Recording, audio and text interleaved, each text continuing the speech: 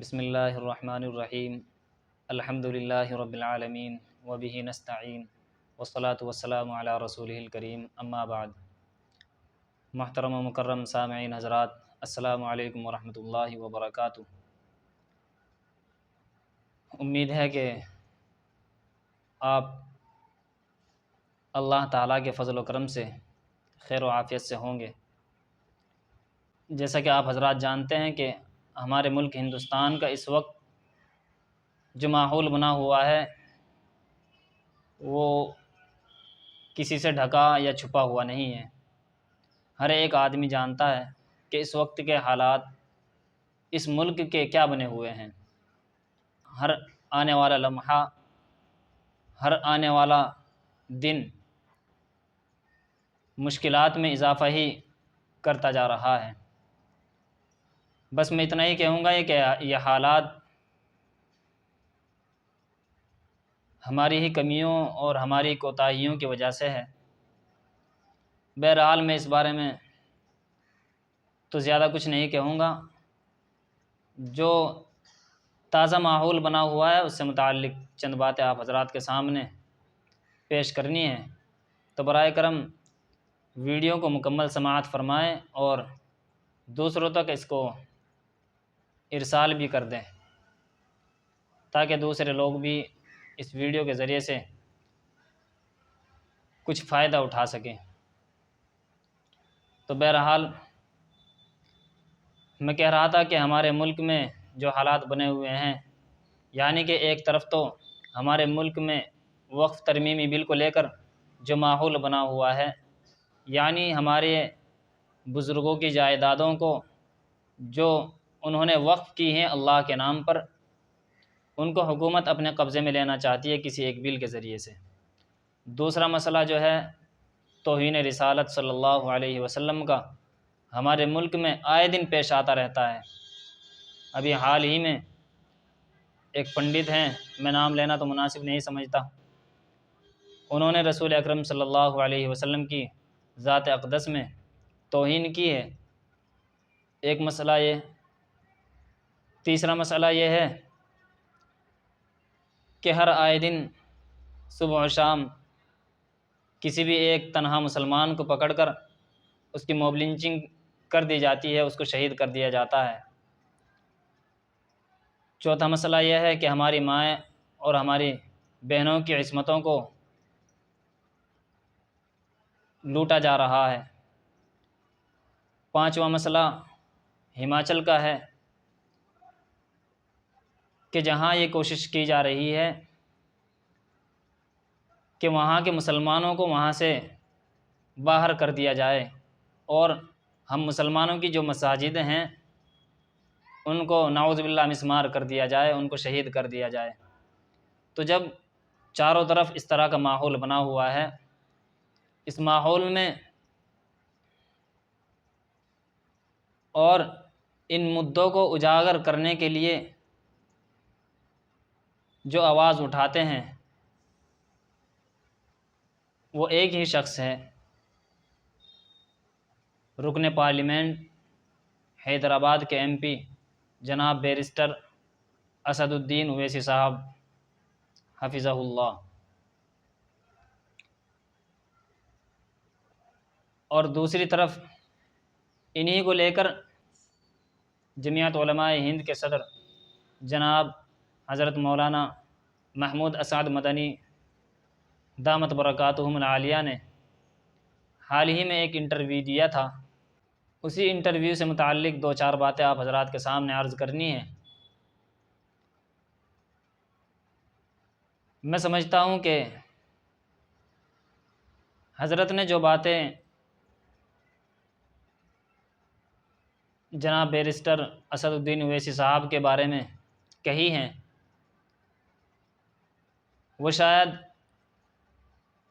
ان کا ذاتی مشورہ ہوگا۔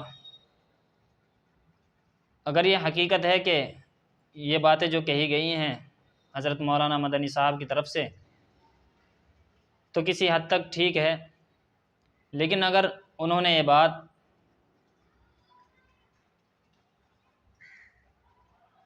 ایک قائد اور رہبر اور جمعیت علماء ہند کے صدر ہونے کی حیثیت سے کہی ہے تو یہ غیر مناسب ہے۔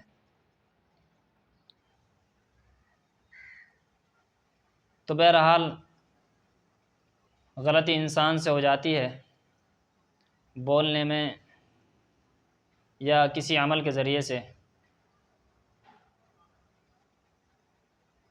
اس غلطی کو دور کرنے کے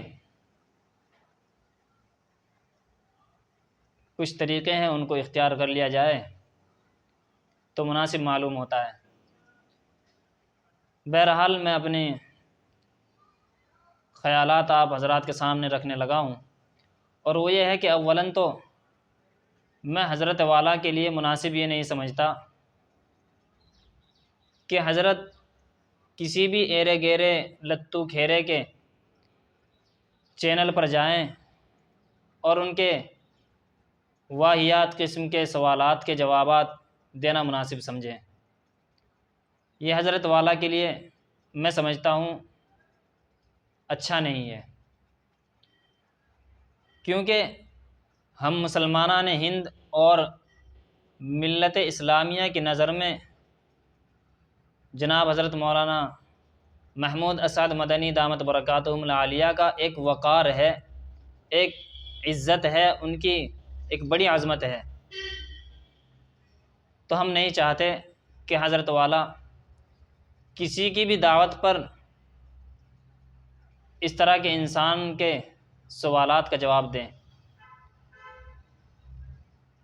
میں حضرت والا کے انٹرویو اور سوشل میڈیا کے ذریعے سے جو گفتگو حضرت والا کرتے ہیں، بہت اچھا انداز ہے حضرت والا کا۔ اللہ تعالیٰ نے بے حد صلاحیتوں سے ان کو نوازا ہے۔ تو میں کہنا یہ چاہتا ہوں کہ جس طرح آپ اکثر و بیشتر جب سامنے والا آپ سے کچھ پیچیدہ سوالات کرتا ہے تو آپ اپنے ہنرمندی کی وجہ سے ان سوالات کا جوابات یا تو اچھے انداز سے دے دیتے ہیں یا ان سوالات سے آپ بچ جاتے ہیں۔ یہ بھی ایک آپ کی خوبی ہے۔ لیکن جو حال ہی کا انٹرویو ہے جس کو لے کر سوشل میڈیا پر ایک ہنگامہ برپا ہے، بس یہ ہے کہ آپ کی ان باتوں سے امت مسلمہ کو ٹھیس پہنچی ہے۔ میں سمجھتا ہوں کہ جس طرح آپ نے ماضی میں ان پیچیدہ سوالات کے اپنے ہنرمندی سے جوابات دیے ہیں، کاش آپ گودی میڈیا کے اینکر کے سوال کا اپنی اسی ہنرمندی سے جواب دے دیتے تو بھلا معلوم ہوتا۔ اور دوسری بات جو میں سمجھتا ہوں وہ یہ ہے کہ حضرت والا کے اس بیان کی وجہ سے کچھ لوگ اختلاف کی بنیاد پر اپنی بھڑاس نکال رہے ہیں، یا تو تحریر کے ذریعے یا ویڈیو کے ذریعے یا آڈیو کے ذریعے۔ تو میں بس یہی کہنا چاہتا ہوں کہ اختلاف تو شروع سے یعنی صحابہ کرام کے دور سے لے کر اور اب تک چلتے آ رہے ہیں، ہمارے اکابرین کی مثالیں بھی ہیں۔ بھائی اختلاف اپنی جگہ، لیکن کسی باعزت اور باعظمت شخصیت کا ادب اور احترام بھی ملحوظ رکھنا چاہیے۔ آپ اختلاف کی وجہ سے ان کی ذات پر حملہ نہیں کر سکتے، آپ ان کی قربانیوں کو نہیں بھول سکتے۔ ٹھیک ہے اختلافات اپنی جگہ، لیکن ادب و احترام بھی ضروری ہے۔ آخری جو بات ہے وہ یہ ہے کہ حضرت والا یہ بات بھی ہم سے ڈھکی یا چھپی ہوئی نہیں ہے کہ حکومت یا کسی اور غیر کی طرف سے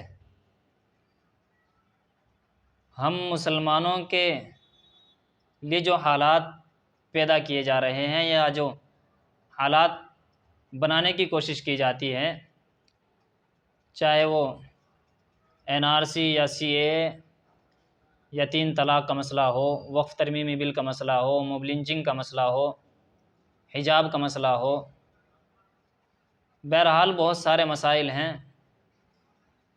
بہت سارے بھی کہنا شاید مناسب نہیں ہے۔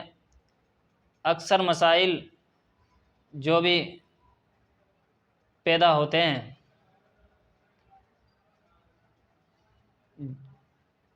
ان کے ازالے کے لیے، ان کو ختم کرنے کے لیے جو کوششیں اور جو محنتیں جناب بیرسٹر اسد الدین اویسی صاحب اپنی طاقت اور ہمت کے ساتھ ان کا مقابلہ کرتے ہیں یا اس کو دور کرنے کی کوشش کرتے ہیں، چاہے وہ پارلیمنٹ کے ذریعے ہو، چاہے وہ اپنے بیانات کے ذریعے ہو، تو ان کی قربانیوں کو بھی تو بھولا نہیں جا سکتا۔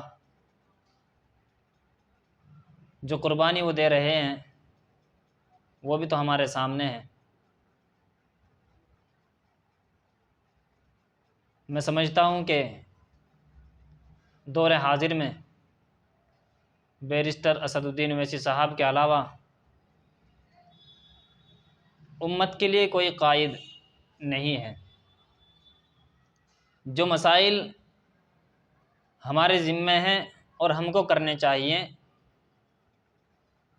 اس میں وہ سبقت لے جاتے ہیں۔